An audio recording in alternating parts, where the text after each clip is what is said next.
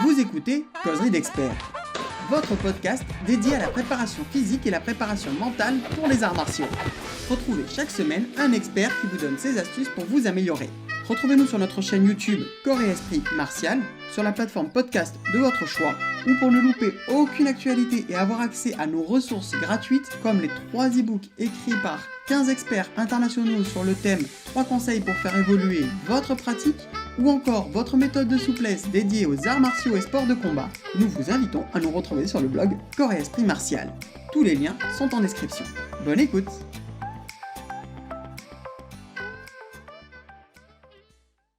Bonjour à tous et bienvenue pour une 3e interview de Jean-Pierre Vigneault. Toujours avec nous, toujours souriant, il a de la bonne volonté, il est vraiment très agréable. N'hésitez pas à le remercier parce que quelqu'un de cette stature, de cette importance qui nous reçoit avec cette gentillesse, on est vraiment touché. Jean-Pierre, bonjour. Bonjour. Aujourd'hui, on va parler de se préparer face au danger, se préparer physiquement et mentalement.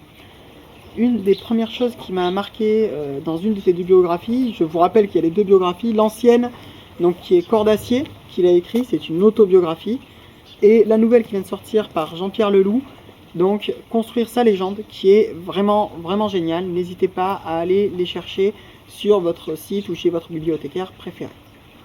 Donc dans Corps d'Acier, il y a quelque chose qui m'a marqué, c'est que tu as dit que tu préparais des coquilles. Tu avais une coquille avant d'aller faire ton travail de videur.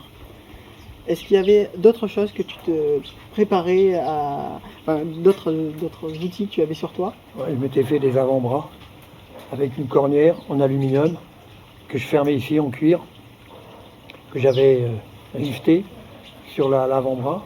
Ce qui fait que quand on m'attaquait, je bloquais les coups de pied avec la cornière. Et si on m'attaquait avec des couteaux ou des manches de pioche ou des trucs, je bloquais avec la cornière. Ça faisait moins mal au bras, à l'avant-bras. Ça protégeait un peu... Ça protégeait des coupures? Ça bloquait, les coupures non. Ouais. Les coupures c'était plus loin là.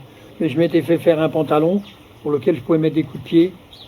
J'étais pas gêné. Et j'étais toujours avec des chaussures un peu bizarres dans les pieds. Elles ne pouvaient pas partir. D'accord. Donc des chaussures, c'est-à-dire un peu bizarres, elles étaient... J'étais scotché. D'accord. Scotché à la cheville. Je ne pouvais pas partir. Et la coquille, je faisais des trous dedans. La coquille pour les parties génitales. Mais en fait, ça l'a fragilisée. Ce qui fait qu'elle pouvait se casser. Mais très souvent, les gens qui vous mettent des coups de pied dans les parties, ils ne savent pas mettre les coups de pied. Heureusement. Heureusement. Alors je ne sais pas si c'est toi qui le dis directement dans la biographie ou si c'est Jean-Pierre Leloup qui le raconte, mais il est dit 70% en cas d'agression, on a 70% de chance de ne rien faire, 15% de fuite et 15% de passer en mode combat. C'est Jean-Pierre qui parlait de ça. C'est Jean-Pierre. Et est-ce que toi tu as des astuces pour passer plus facilement en mode combat, pour changer un peu ces proportions? Là, quand tu as les grandes décharges d'adrénaline en cascade, tu gères ça facilement. Et quelque part, le karaté m'a amené la cascade. La cascade a permis de m'améliorer en karaté. Si tu travailles pour de vrai, et tu te mets dans les situations, Kazé disait toujours, quand c'est facile dans le dojo, ça va être très dur dans la rue. Quand c'est dur dans le dojo, ça sera facile dans la rue. Mais si tu fais semblant de toucher, tu fais semblant, et que tu n'es pas motivé par la réalité, tu ne géreras pas non plus le reste. Alors ça peut paraître très dur, pas du tout à la mode, mais ce qui est vrai doit être vrai. On ne peut pas persuader qu'on fait une chose de vrai en faisant n'importe quoi. Dans quel état d'esprit on peut être quand on va aller pratiquer quelque chose? On sait qu'on va sortir et qu'il va y avoir une agression. Tu as été leader plusieurs années, tu te battais plusieurs fois par soir, tu avais des soucis. Dans quel état d'esprit, comment on se conditionne à se dire là je vais prendre des risques? Moi en problème, j'étais responsable de 8 boîtes de nuit sur Paris. Donc j'avais entre 3 et 5 bagarres par nuit. Des fois ça dépassait les 14 juillet, les premiers de l'an. On atteignait des sommets. Et là, l'organisme est bien foutu. Moi j'avais un système, que d'autres ont probablement, 2 systèmes. Une crampe dans l'estomac, une crampe dans les tripes, danger. Et un deuxième, quand je vois les choses arriver, en cascade, ça m'a vu, je fais une cascade en voiture, le pare-brise de la voiture explose. Et je vois tous les bouts de verre arriver au ralenti. Je mets juste la tête, j'avais une visière avec le casque, j'ai entendu le bruit dans le casque. Et les coups, je les voyais arriver au ralenti. Ils partaient plein de bourre. Je les voyais arriver. Et crampe dans l'estomac. Quand la personne avait une main dans la veste, s'il n'y avait pas de crampe, le baromètre marchait bien. S'il y avait une crampe, je tapais en premier. Et très souvent, le flingue tombait.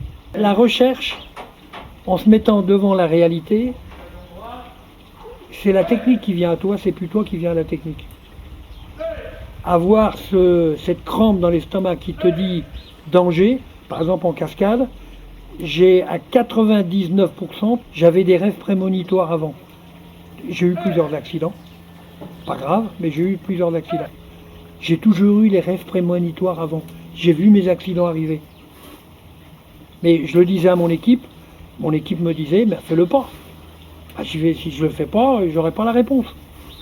Si tu triches pas, la vie trichera pas avec toi. Elle te fera payer, mais c'est normal. C'est le prix à payer. Les gens qui sont toute leur vie dans un bureau, j'ai rien contre les gens dans les bureaux, il en faut. Hein. Parce que s'ils étaient tous comme moi, on serait dans la merde. Mais ces gens-là ne travaillent qu'avec une petite partie d'eux-mêmes. Ils ne travaillent pas avec eux. Ils travaillent avec ce qu'ils ont appris à travers la lecture, à travers les émissions de télé. Donc, il y aurait beaucoup de choses à dire, mais on ne dira rien. Voilà, on dira rien. Ça sert pas à grand chose. Ça ne changera pas la face du monde. Mais vous regardez des interviews intéressantes et ça c'est bien. Il l'a dit. Mais c'est vrai que si on travaille avec, sincèrement, honnêtement, avec soi-même, c'est plus nous qui cherchons la technique, c'est la technique qui vient à toi. C'est que la technique considère quelque part que tu vaux la peine. Alors on peut très bien ne pas être d'accord avec moi, je m'en contrefous. Parce que moi j'ai vécu ça. Et les gens qui ne seront pas d'accord avec moi, ils auront peut-être lu dans les articles, alors peut-être que certains ont fait le même chemin, pourquoi pas. Mais à ce moment-là, on a des choses à échanger, des choses à apprendre mutuellement. Je ne suis pas contre le fait d'apprendre, hein. On peut en apprendre tout le temps, tout le temps, tout le temps et tout le temps. Et pas toujours de ceux qu'on croit. Tu le disais dans la première interview, on est sans cesse en train d'apprendre, notamment de ses élèves. Toujours, toujours et toujours. Et justement, je te remercie de partager ce savoir parce que je pense que c'est, tu le disais, c'est pas forcément l'idée qui est tout le temps véhiculée, l'image qui est véhiculée par tout le monde. Et c'est intéressant du coup de le partager au plus grand monde. N'hésitez pas vous-même à partager la vidéo pour que ça touche un maximum de personnes. Quand on rentre dans une salle, qu'est-ce qu'il faut regarder d'abord pour zoner la salle, pour vérifier qu'il n'y ait pas de danger entre guillemets, et où est-ce qu'il faut s'installer selon toi? D'abord, pourquoi on a choisi de rentrer dans cette salle? Pourquoi celle-là? Pourquoi pas une autre? Parce qu'elle est moderne, parce que les peintures sont belles, ou parce qu'il y a une odeur? Ou on a un instinct, ou on n'en a pas. Ou on a un bon instinct, ou on n'en a pas. Ou un instinct primaire, ou un instinct moderne. Et du coup, est-ce qu'il y a moyen d'affiner l'instinct primaire? Est-ce que tu penses? Oui, je crois qu'il faut faire beaucoup d'erreurs. C'est les erreurs qui nourrissent l'expérience? Ah, j'en ai fait des erreurs, j'en ai fait des conneries. Oh punaise! Quelle est l'erreur qui t'a le plus appris? Le choix des femmes avec qui j'ai eu des enfants. On ne rentrera pas plus dans le détail. On rentre pas dans le détail. Parce que ça risquerait de blesser. En cas d'accident de voiture, qu'est-ce que tu recommandes de faire? Quels sont les gestes qui peuvent éviter? Par exemple, si la voiture se renverse, s'il y a un tonneau, qu'est-ce que tu conseilles à quelqu'un? Alors, je vais te donner deux exemples. Un jour, j'étais en spectacle de cascade, j'allais sur les lieux, et j'étais sur l'autoroute, bouchon. On avance, on avance, on avance, on avance. Une voiture était sur le toit, je ne donnerai pas la marque de la voiture. Elle était sur le toit. Et les deux parents et les trois enfants étaient dans la voiture. Mais quand la voiture avait les quatre roues en l'air, les enfants touchaient et les parents touchaient le toit de la voiture. Et il y avait de la fumée qui sortait vers les roues avant. Mais la fumée était blanche. C'est de la vapeur. Et il y avait plein de voitures d'arrêter, mais 50, 100 personnes. Faut pas s'approcher, la voiture va prendre feu. J'étais avec un cascadeur avec moi. On est descendu de la voiture, on a ouvert les portières, on a sorti tout le monde. La voiture prenait pas feu. Tu avais la vapeur. Par contre, l'acide de la batterie, elle est dangereuse, elle peut brûler. La deuxième, j'étais en train de venir à Taverny, sur la route de Paris, en moto. Et dans un virage, il y a souvent des accidents. Quand on quitte la A15 et qu'on attaque la A115, il y a un virage tout de suite dedans. Une voiture, dont je ne citerai pas le nom, couchée sur le côté. Et deux autres voitures, et les gens parlaient entre eux. Je m'arrête, je vais à la voiture qui est... Et il y avait une dame qui était là-dedans qui appelait au secours. Et les deux autres, ils étaient en train de s'occuper de leur constat. La voiture a été couchée sur le côté gauche, donc du côté volant. Et la dame était toujours au volant. Le moteur tournait toujours. Je me mets, je regarde la dame, je dis madame, coupez le contact. Elle s'affole, elle n'y arrive pas. Je me penche, je coupe le contact. Le contact coupé déjà d'un moindre risque. Je dis madame, sortez de la voiture. Elle me prend le bras, elle monte sur le volant, elle monte sur le tableau de bord et elle sort. Et les deux autres étaient en envers. Et vous, ça vous dérange pas? Ils n'avaient même pas vu qu'il y avait une personne qui était coincée dans la voiture. Bon voilà, en cas d'accident. Mais la vie et la cascade, la pratique, fait que, effectivement, peut-être qu'on s'affole moins. Je peux comprendre qu'on s'affole. Je peux comprendre cette dame. Donc j'ai sorti de la voiture, j'ai monté sur ma moto, je suis parti. Mais moi, j'ai fait ce que j'avais à faire. Le reste, après, ça ne me concerne pas. Après, qu'est-ce qu'ils auraient pu faire dans le cas de dans le premier accident, les personnes qui étaient dans la voiture à l'envers? Quels gestes elles auraient pu avoir? Le premier, c'est de ne pas s'affoler. Avoir peur de la mort, c'est d'avoir peur de perdre quelque chose. Si tu perds un combat, c'est que tu as peur de perdre quelque chose. Tu ne peux pas perdre un combat si tu n'as pas peur de perdre quelque chose. Tout le monde a quelque chose à perdre. T'entends souvent les gens, j'ai vu la mort, j'ai pensé à ma femme. J'ai jamais pensé à ma femme, j'ai jamais pensé à mes enfants. J'ai jamais pensé à ça. C'est peut-être pour ça que tu t'en es sorti à chaque fois. Et je suis pas sûr que réellement, les gens pensent à leurs femmes et à leurs enfants au moment où ils vont partir. Je suis pas sûr du tout. Médicalement, j'y crois pas. Maintenant, il faut qu'on me le prouve.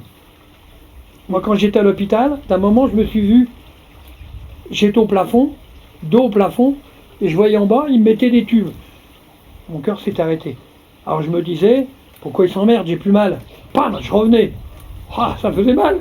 Mais j'avais une cornière dans la cuisse, j'étais assis sur mon siège, ils avaient découpé le siège, et la cornière faisait 4 cm sur 4 cm.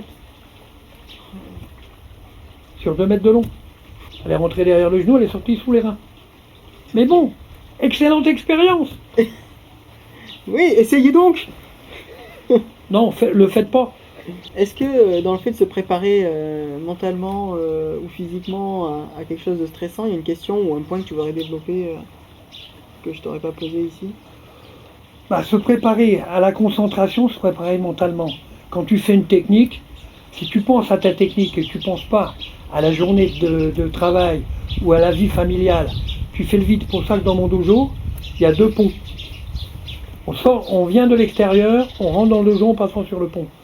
On laisse tout ce qu'on a vu dans la journée, dans la semaine. Si on vient faire un cours de aikido, de karaté, martial je parle, mais si on pense à ses vacances, à la maison, à la villa qu'on a louée, on vient pas au cours de karaté. D'ailleurs, je les entends penser. Je leur dis, je t'entends penser. T'es pas avec moi là, t'es ailleurs. Ils ont l'honnêteté de reconnaître. Ouais, t'as raison. Si tu penses à ça, tu sors du karaté, ou de l'aïkido, ou des pratiques, mais ça t'a servi à rien. Ça fait que du vernis. Alors je vernis la table, moi, là, 1 fois par an. C'est tout. Mais si tu vas dans un cours en pensant à tes vacances, en pensant à ta maîtresse, en pensant à ta maison, en pensant à ton boulot, en pensant à je sais pas quoi, mais à autre chose, si t'es pas dedans, tu pourras en faire 100 000. Hein. Ça sera utile à rien. C'est une certitude. La sincérité dans la pratique. Sincérité dans la pratique, sincérité dans la technique, sincérité avec soi-même. Parce que quand on triche avec les autres, c'est qu'on a commencé à tricher avec soi-même. Je vais bloquer à l'intérieur. Je ferme mon guédane. Je remonte là, ici.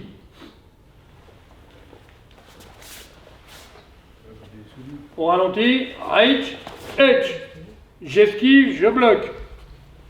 Et je tourne. On est bon? Allez, on y va, 2 par 2.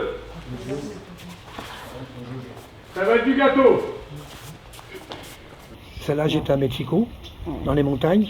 On était en train de faire un magueri, mais le problème, c'est que j'avais le vertige. Et là, il y avait une falaise, à peu près 30 à 40 mètres de... J'ai le vertige. Et alors, comment on fait quand on a le vertige et quand... Ah bah, on fait quand même. On fait quand même? On se dépasse.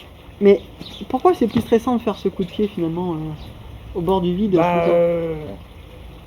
Déjà, tenir l'équilibre avec les deux pieds, c'est une chose. Mettre un coup de pied en l'air et attendre que l'autre il ait pris la photo au-dessus du vide, quand tu as le vertige, et attraper le vertige en faisant de la plongée sous-marine.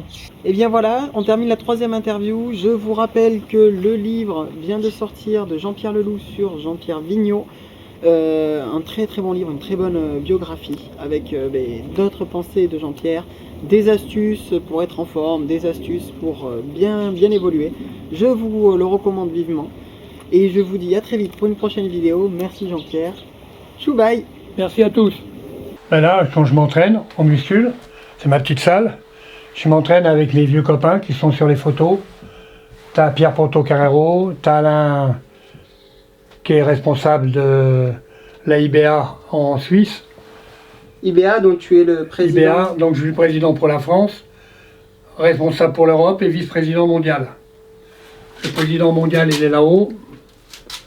Joël Bodet, Pierre Porto-Carrero, Alexandre Jodorowsky, Nicolas Hulot, qui avait fait un décapitage avec une voiture avec moi, mon ancienne voiture, mon volant de trois de mes records du monde, percussion, tonneau voiture sans toit et record du monde de son longueur.